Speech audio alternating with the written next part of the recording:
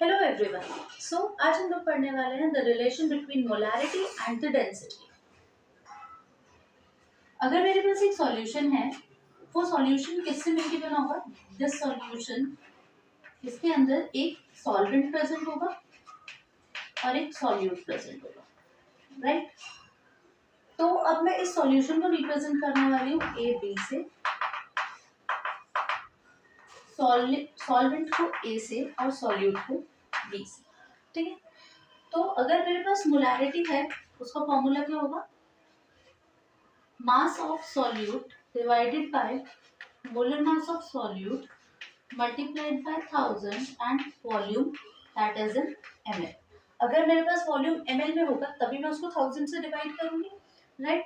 तो यहाँ मैं इसमें WA से, दैट इज AB से, that is mass of solution से मल्टीप्लाई और डिवाइड दोनों करूंगी तो उससे इक्वेशन में कोई अंतर नहीं आएगा। ठीक है, तो हमें क्या करना है? M is equals to WB divided by MB multiplied by 1000 divided by volume of किसका? यहाँ हम सॉल्यूशन का वॉल्यूम लेते हैं ना, ऑफ सॉल्यूशन।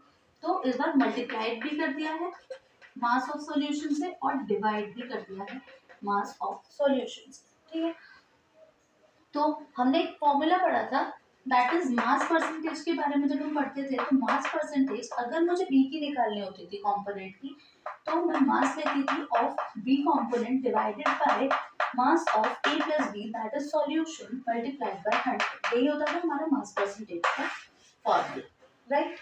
ये होता था हमारा मास परसेंटेज का फॉर्मूला।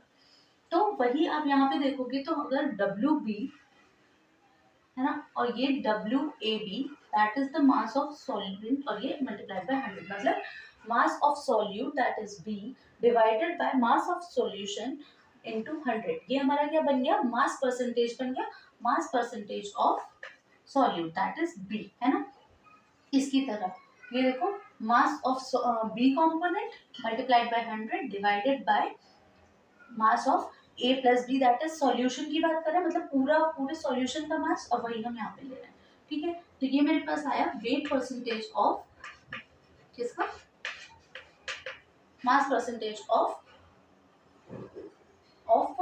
सॉल्यूट। ठीक है, मल्टीप्लाइड बाय, यहाँ पे हमारे पास बचा 10 multiplied by mass of a b, that is the solution, divided by the mass of solution, mass of solute, है ना। ये हमारे पास आ गया, और multiplied by V, that is volume of solution, ये आया। अब आप यहाँ पे देखोगे तो mass of solution divided by volume of solution क्या होता है? Density is equals to mass by volume, ये हमने पढ़ा है, वही हम यहाँ पर अप्लाई कर लेंगे। ठीक है, तो यहाँ मेरे पास आया mass of solute divide mass of solute percentage, ठीक है, multiplied by 10 multiplied by density हो गया, mass by volume is equals to density of solution ही लेंगे, क्योंकि मास भी सॉल्यूशन का है, वॉल्यूम भी सॉल्यूशन का है, तो डेंसिटी भी सॉल्यूशन की आएगी, and the mass of solute that is b. ये हमारे पास आ गया मोलैरिटी का नया formula. So this is the relationship between molarity and the density. ठीक है, तो हमारे पास हमने किस तरह से इस रिलेशन को डिराइव किया, यहाँ पे किया, मोलैरिटी का फॉर्मूला लिखा, that is WB/MB × 1000 divided by volume. अब मैंने सॉल्यूशन के मास से इसको मल्टीप्लाई और डिवाइड दोनों कर दिया। सॉल्यूशन के मास से मल्टीप्लाई और डिवाइड करने के बाद मेरे पास ये फॉर्मूला बना मास परसेंटेज का, that is mass of component B divided by mass of component A plus B, that is the whole solution, multiplied by 100। तो वो मेरे पास आ गया mass percentage of B, that is solute, multiplied by 10, जो यहाँ से रह गया था 1000 से, multiplied by WAB, that is mass of solution, divided by MB, mass of solute, into volume of solution. तो यहाँ से फाइनल फॉर्मूला क्या बना? Mass percentage of solute that is B multiplied by 10 into mass by volume is equals to density of solution divided by mass of solute, that is B। So ये हमारा एक relationship था। अब हम आगे हम इसके ऊपर बेस्ड एक न्यूमेरिकल करते हैं। सो दिस इज अ क्वेश्चन, इस क्वेश्चन में हमें क्या मिला हुआ है कि एक HCl सॉल्यूशन है हमारे पास कॉन्सेंट्रेटेड, जिसके अंदर 40% HCl है बाय मास, और और ऑब्वियसली बात है उसने बोला एक्वस सॉल्यूशन है, तो इट मींस कि उसके अंदर तो जो सेकंड कंपोनेंट है दैट इज आवर सॉल्वेंट, वो वाटर होगा, ठीक है। तो और उसकी डेंसिटी है जो सॉल्यूशन की that is 1.2 gram per centimetre cube, and centimetre cube is almost gram per ml only, ठीक है। तो उसके बाद calculate the molarity of HCl solution, हम सॉल्यूशन की मोलैरिटी निकालनी है। तो सबसे पहले हम अभी जो हमने फॉर्मूला पढ़ा है between the relation between the density and molarity, हम उसी को अप्लाई करके देखते हैं सबसे पहले। तो मोलैरिटी का formula is equals to mass percentage of solute का multiplied by 10 multiplied by density of the solution divided by molar mass of solute, right?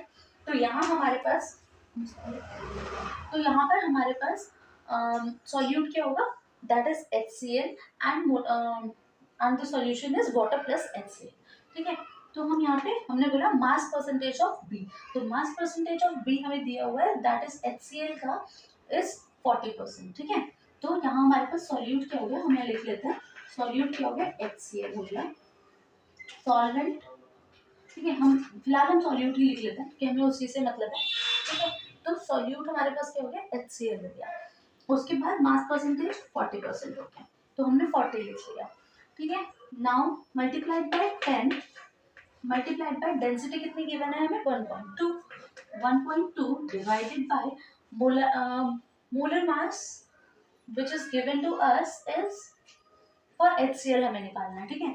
तो मोलर मास ऑफ HCl अगर हम कैलकुलेट करेंगे तो कितना हो जाएगा 1 + 35.5, है ना, 1 for hydrogen and 35.5 for Cl। तो यहाँ हमारे पास आ गया 36.5 ग्राम पर मोल, दिस इज द मास। अब हमने क्या किया, इसको यहाँ पे पुट कर दिया दैट इज 36.5। अब जब आप इसे सॉल्व आउट करोगे 13.15 एंड मोलर है तो ऑब्वियसली ग्राम पर लीटर, ग्राम पर लीटर में ये सॉल्यूशन की मोलैरिटी आ जाएगी। तो ये एक सिंपल सा कॉन्सेप्ट है, अगर हमें ये रिलेशन पता है तो हम उसके अकॉर्डिंग इस क्वेश्चन को बहुत इजीली अटेम्प्ट कर पाएंगे और हमारे पास ये आंसर आ गया। नाउ सेकंड हम क्या करने वाले हैं कि अभी तो हमें सिंपल था कि मोलैरिटी थी, मास परसेंटेज गिवन था और हमें मोलैरिटी ही फाइंड आउट करने के लिए बोला, तो हमने निकाल दिया। व्हाट इफ अगर हमें बोल दिया जाए कि we have to find out the molarity और द मोल फ्रैक्शन, तो हम क्या करेंगे, तो उसको करने के लिए हम क्या कॉन्सेप्ट यूज करने वाले हैं that we will see in the next question, right. So मैंने इस क्वेश्चन को सेम ही रखा है, बस यहाँ पर मोलैरिटी ऐड किया है सो दैट हम उसी क्वेश्चन पे एक बार अप्लाई करके देखेंगे कि हमें वो तरीका था जिससे हम डायरेक्टली मोलैरिटी को फाइंड आउट कर सकते हैं। एंड सेकंड, अगर हमें साथ में मोलैरिटी निकालनी हो, मोल फ्रैक्शन निकालना हो, इस टाइप की कोई और कॉन्सेंट्रेशन टर्म भी निकालनी हो, तो उसके लिए हम क्या कॉन्सेप्ट यूज करेंगे वो हम अभी देखते हैं, ठीक है। तो यहाँ हमने क्या किया कि हमें वही HCl दिया हुआ है, तो हमें बोला है कि 40% HCl है, ठीक है। तो हम क्या कर रहे हैं, कंसिडर कर रहे हैं कि total mass that will be 100, क्योंकि पूरा परसेंटेज दैट इज 100, राइट। तो हमने क्या किया, कंसिडर कर लिया या लेट कर लिया दैट मास ऑफ सॉल्यूशन, पूरे सॉल्यूशन का मास कितना हो जाएगा, mass of solution is equals to 100 gram, ठीक है। हमने 100 ले लिया। अब उसने बोला है कि 40% है HCl, तो 40% मतलब कि अगर कोई चीज 100 है तो उसमें 40% पार्ट कितना है, मतलब 40% का मतलब हो गया दैट 40 ग्राम, राइट, 40 ग्राम। तो यहाँ से हमारे पास कितना आ गया, mass of solute that is HCl is equals to 40 gram, ये आ गया मेरे पास। तो अगर मेरे पास HCl जो कि मेरा सॉल्यूट है, राइट, यहाँ पर लिख लेते हैं, ये हमारा क्या है, सॉल्यूट। तो मेरे पास जो सॉल्वेंट का मास होगा वो कितना है, ठीक है। यहाँ पर भी उसने बताया एक्वस सॉल्यूशन है, तो ऑब्वियसली मेरा जो दूसरा सॉल्वेंट है दैट इज वाटर, तो मैं उसको वाटर लिख लूँ या सॉल्वेंट लिख लूँ, बात एक है, ठीक है। तो मेरा सॉल्वेंट का मास कितना हो गया, दैट इज 100। सॉल्यूशन क्या होता है, सॉल्यूट प्लस सॉल्वेंट, तो मैंने सॉल्यूशन में से माइनस कर दिया सॉल्यूट के मास को, तो मेरे पास आ गया 60 gram, that is my mass of solvent, right. तो अभी मेरे पास मास है तीनों चीज के, that is solution, solute and solvent, तीनों का मास है मेरे पास अभी। अब मुझे क्या करना है, इसको फाइंड आउट करने के लिए नाउ आई हैव टू क्या कि मैं नंबर ऑफ मोल्स निकाल लेती हूँ, क्योंकि मोलैरिटी के फॉर्मूला में हमें नंबर ऑफ मोल्स की जरूरत पड़ने वाली है। तो number of moles of HCl, मैं इसको डिनोट कर लेती हूँ विद, मैं इसको डिनोट कर देती हूँ ND से, ठीक है। N ऑफ HCl लिख लेते हैं, या फिर N ऑफ HCl कितने हो जाएंगे, number of moles of HCl is equals to number of moles of HCl is equals to mass of HCl divided by given mass of HCl divided by molar mass of HCl, right? ये हो जाएगा।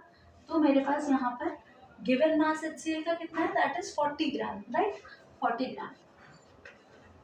और मेरे पास molar mass क्या हो जाएगा HCl का, 1, अभी हमने पीछे भी निकाला था, that is 1 for hydrogen and 35.5 for chlorine. तो मेरे पास इन टोटल कितना हो जाएगा 36.5, ठीक है। ये हो गया मेरे पास मास ऑफ HCl। तो यहाँ से जब हम सॉल्व करेंगे तो यहाँ से जो वैल्यू आएगी हम बाद में देखते हैं, पहले हम इसे सॉल्व कर लेते हैं, पूरा एंड में कर लेंगे कैलकुलेशन, ठीक है। तो यहाँ से हमारे पास मोल्स आ गए फॉर HCl। उसके बाद अब हमें क्या करना है कि अब हमें वॉल्यूम की जरूरत पड़ने वाली है। तो वॉल्यूम के लिए हमने एक फॉर्मूला पढ़ा था, density is equals to mass upon volume. तो मैंने क्या किया, density is equals to mass upon volume में volume is equals to mass divided by density कर दिया, ठीक है, मास डिवाइडेड बाय डेंसिटी कर दिया। तो अब मेरे पास मास किसका बोल रहा है, हम बात कर रहे हैं वॉल्यूम ऑफ सॉल्यूशन की। तो यहाँ हम मास ले रहे हैं ऑफ सॉल्यूशन और डेंसिटी हमें किसकी गिवन है, सॉल्यूशन की गिवन है, ठीक है। तो मास ऑफ सॉल्यूशन हमने कंसिडर किया 100 ग्राम है, ठीक है। तो 100 डिवाइडेड बाय डेंसिटी जो हम ले रहे हैं वो हमें गिवन है 1.2, ठीक है। तो यहाँ से हमारे पास वॉल्यूम आ गया, नंबर ऑफ मोल्स आ चुके हैं HCl के। तो इसको हम सॉल्व आउट कर लेते हैं, ये सॉल्व आउट करके आएगा अप्रॉक्स 1.2 समथिंग आएगा, ठीक है, 1.096 आता है, ठीक है। तो ये हमारे पास मोल्स आ रहे हैं,